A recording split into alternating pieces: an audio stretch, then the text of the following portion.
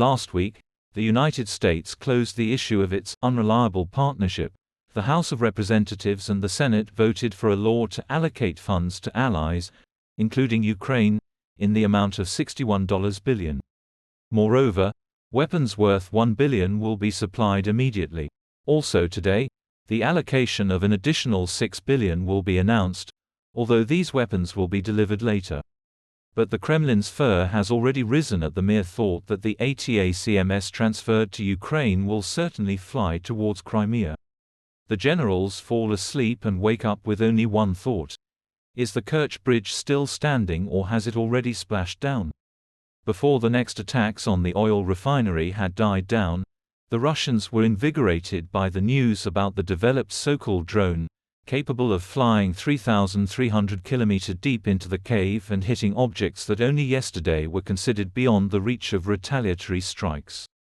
Thus, the boys' myth about the insurmountability of swamp distances, thanks to which the cave seems invincible, is nullified. Putin still has a few months to fill Ukraine with meat, of which there is still a lot.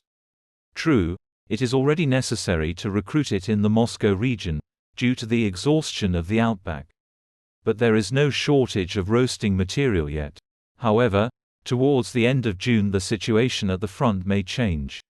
Firstly, Ukraine will increase its personnel, secondly, the arms shortage will disappear, and thirdly, aviation will appear with the first F-16s. For Putin, on the contrary, after the spring floods the tiger will begin to burn. To all these delights will be added general nervousness from economic instability and fatigue from war. For a dictator, there is only one way out: to be proactive, urgently purging the ranks of the elite, who at a critical moment may show disloyalty.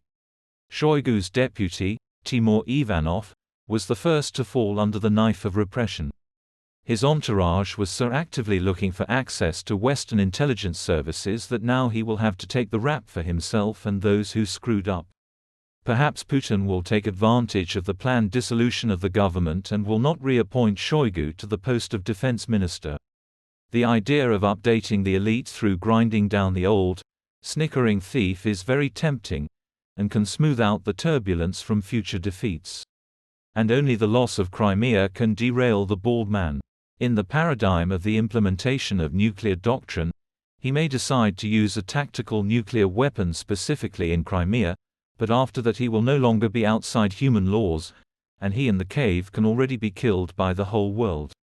Because the West and even China will not allow anyone to turn a nuclear weapon, which is taboo for use, into something commonplace. As always, the range of scenarios is wide, and everything depends on the unstable psyche of the gone dictator. Feeling the inevitability of the outcome, the good Russian, Opa, returned to the agenda of the government in exile. FB Kashki brand Yeltsin and his thieving servants, carefully avoiding the exploits of Sobchak's deputy. But in general, good Russians are again preoccupied with compiling a list of members of the future government, nominating Yulia Navalnaya for president, using parallels with Tikhanovskaya. All this fuss has nothing to do with the realities of the future, which is creeping up from the horizon like a black cloud of grandiose nicks.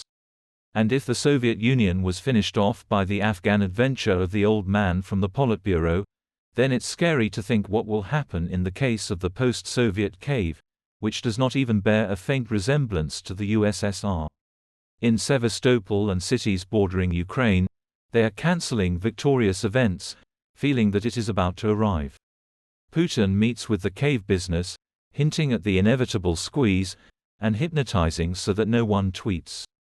The system, having pulled the rat onto a stump, married it to the end, so the entire shaggy collective will drown in this toilet under the burden of hardships and adversity.